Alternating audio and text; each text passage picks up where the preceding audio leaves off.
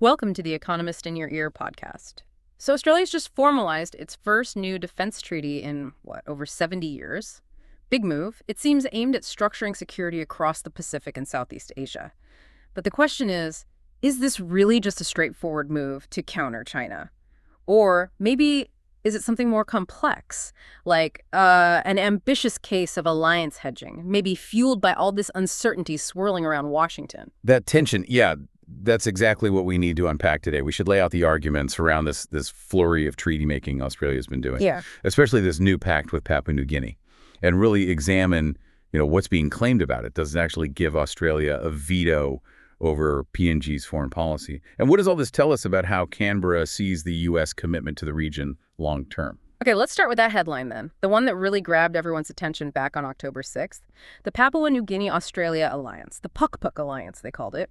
It was announced pretty loudly as the first new military alliance in the Asia-Pacific since the Cold War. It certainly was framed that way. And look, for Australia, it's undeniably huge. It's their first new alliance since ANZ-US, which was, 1951. And for PNG, it's their first defense treaty ever. So major milestones on both sides. And puk, that's a local term, isn't it? From TikTok Pukin. It is, yeah. Puk means crocodile. Symbolizes strength, the warrior spirit, guardianship. That cultural touchstone is pretty important here.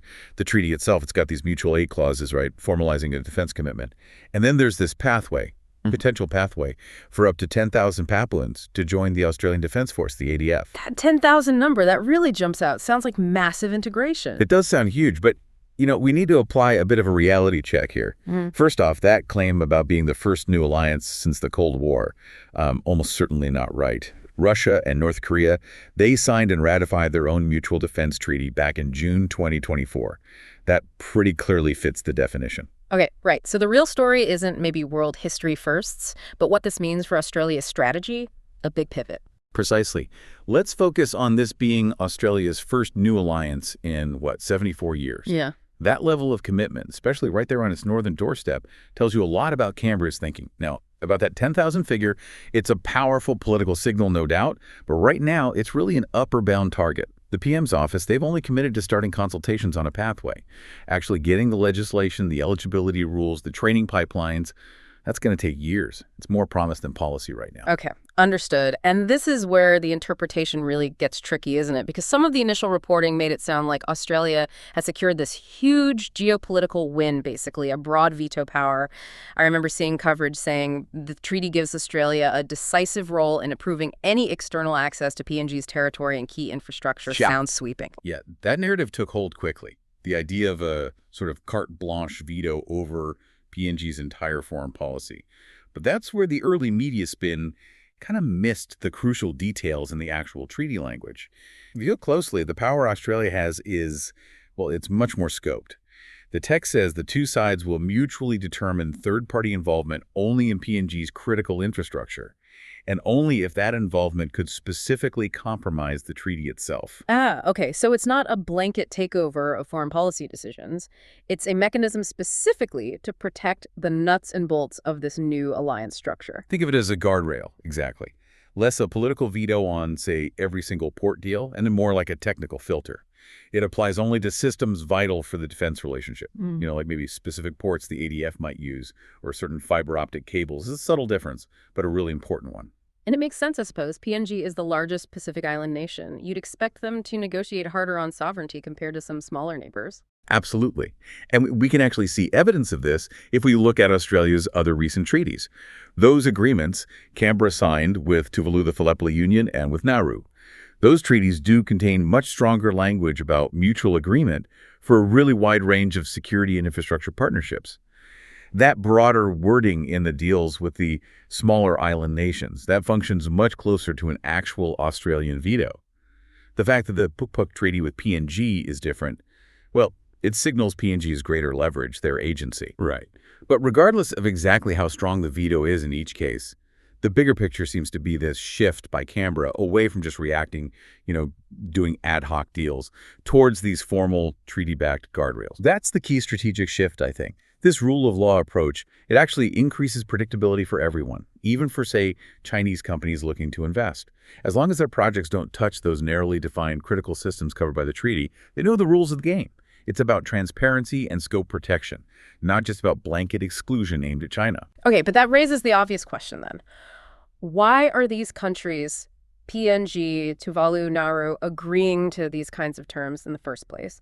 If they value their independence, their sovereignty, doesn't signing these treaties inevitably pull them tighter into an Australian and maybe by extension American orbit? Doesn't it risk those diversified economic ties, especially with China? Well, that's the tightrope they're walking, isn't it? Pacific leaders, you hear them constantly asserting their sovereignty, sticking to that friends-to-all diplomatic line.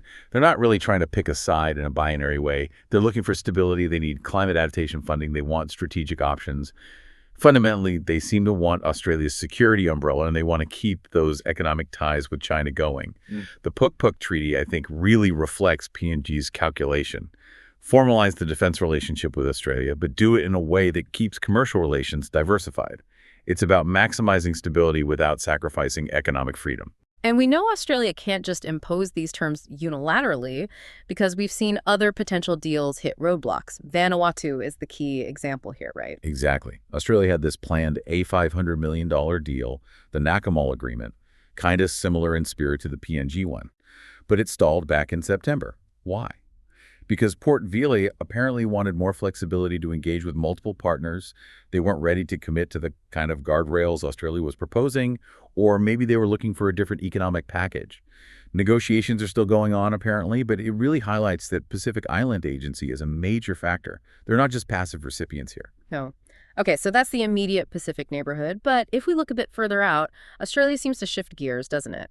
While they're setting up these quite tight formal security ties close to home, the approach in Southeast Asia looks much more nuanced. They seem to recognize that pushing for anything like a veto there would just be politically impossible. That's the two-track strategy, perfectly illustrated. Track 1. These formal alliance-style guardrails in the very near Pacific. Track 2. Deeper strategic cooperation, but based on non-interference principles, with the larger regional players in Southeast Asia. There, Canberra positions itself as a reliable, non-paternalistic partner, trying to build credibility alongside countries like Japan. And the clearest example of this Track 2 difference is probably the recent agreement with Indonesia. Absolutely. Australia and Indonesia signed a Defense Cooperation Agreement, DCA, in 2024. It's treaty level, which is significant. But crucially, it is not a mutual defense pact like the PNG one. It focuses much more on things like training, logistics, interoperability, respecting Indonesia's longstanding policy of non-alignment.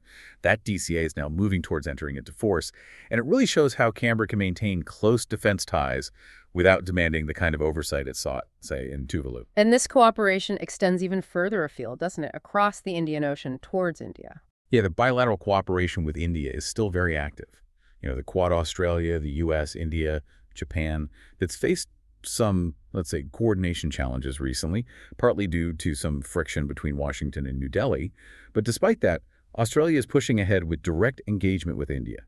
India's Defense Minister, Rajnath Singh, was just in Australia this month, specifically to talk about deepening maritime and security cooperation. It underscores that this bilateral track has its own momentum, independent of the Quad dynamics. So if we step back and look at this whole complex picture, PNG, Tuvalu, Indonesia, India, what's the real strategic engine behind this sudden burst of assertive Australian diplomacy? Is it purely about pushing back against Beijing's influence? Well, countering China is definitely part of the context, the backdrop. But I think the primary driver, the thing really motivating Canberra, is deep uncertainty about America's long-term commitment to the region. Australia is essentially hedging its national security bets. There's a real concern in Canberra that the U.S. might not provide that consistent strategic weight the region has relied on for decades. And that uncertainty, it seems rooted in some very specific political factors happening within the U.S. itself. Exactly. There's definite unease, particularly looking ahead to future administrations. There's concern, for instance, that a future President Trump might look to adjust China policy mainly through the lens of trade deals. That could potentially weaken existing security alliances if they're seen as conflicting with commercial goals. Any shift like that would instantly change the strategic calculus in the Indo-Pacific. And that political uncertainty is happening alongside potential shifts in actual military strategy coming from the Pentagon, too. It seems so. There are reports suggesting the Pentagon is reviewing its defense priorities, maybe shifting more attention and resources back towards the Western Hemisphere. away from that intense decade-long focus on the Indo-Pacific. If that happens, it naturally puts more pressure on countries like Australia to take greater responsibility for security in their own neighborhood. And then, of course, there's the elephant in the room. AUKUS, that massive submarine program is still under review by the returning U.S. administration. AUKUS is absolutely central. It's this huge, multi-decade commitment, maybe the biggest Australia's ever made, and the fact that it's under review is causing real anxiety. Most experts seem to think any new arrangement coming out of that review will likely tie continued American support, especially the crucial technology transfers for the submarines, to Australia committing to even higher defense spending, higher than currently planned. So you see, Australia is effectively thickening its regional web, strengthening ties with PNG, Indonesia, India. It's about reducing that single-point dependency on the U.S. They're trying to complement the U.S. alliance, definitely not replace it, but they're making sure they have stronger regional partnerships and options just in case the U.S. commitment fluctuates. Which makes that upcoming meeting between Prime Minister Albanese and President Trump on October 20th feel pretty critical, doesn't it? It could set the tone for AUKUS for export controls. Oh, it's definitely a high-stakes meeting. The success of Australia's whole regional strategy kind of hinges on balancing these two things. Yeah. Maintaining that vital U.S. technological support, especially for AUKUS, while also proving to its neighbors that it can be a capable, independent leader in the region. So if we try to tie all these threads together, the real bottom line isn't just Australia trying to build a simple counter-China bloc. It seems much more sophisticated than that. I think that's right. It looks less like containment and more like building structured regional resilience. They're not necessarily trying to push Beijing out entirely. Instead, they're establishing these formal, transparent, legally binding guarantees with near neighbors, putting in scope protections around critical systems, and deliberately diversifying their strategic partnerships across Asia. And the real potential strength of this approach is that it can actually coexist with constructive economic engagement with China, provided, and this is the key, provided those new treaty guardrails are applied narrowly and transparently, as written. Right. And that application, how those guardrails are actually used in practice, that's really what we need to watch going forward, because these treaties aren't fully locked in and operational yet. Exactly. 3 things to keep an eye on. First, just the basic ratification. The PNG treaty still needs to go through parliamentary processes. Full legal effect might well slip into 2026. Second, we need to watch the interpretation. How will that critical infrastructure review clause actually work? Will we see practical test cases, maybe a debate over a new port upgrade or a telco deal? That will show if it acts like a narrow specific filter or like a broader gate used to block rivals. And the third thing, monitoring the momentum of that two-track strategy beyond the immediate Pacific. Precisely. We need to see the Indonesia DCA actually enter into force. We need to track the follow-on joint exercises with India. Those kinds of operational steps will really test whether Canberra's ambitious strategy in Southeast Asia and beyond has the sustained political will and military capability behind it for the long haul. Ultimately, the real test probably won't be just whether Canberra can keep Beijing at bay, but whether it can maintain this newly asserted regional agency and resilience the next time U.S. policy potentially shifts. That's the long game. Thanks for listening. Follow us for daily insights into world affairs, and don't forget to like, comment, and share.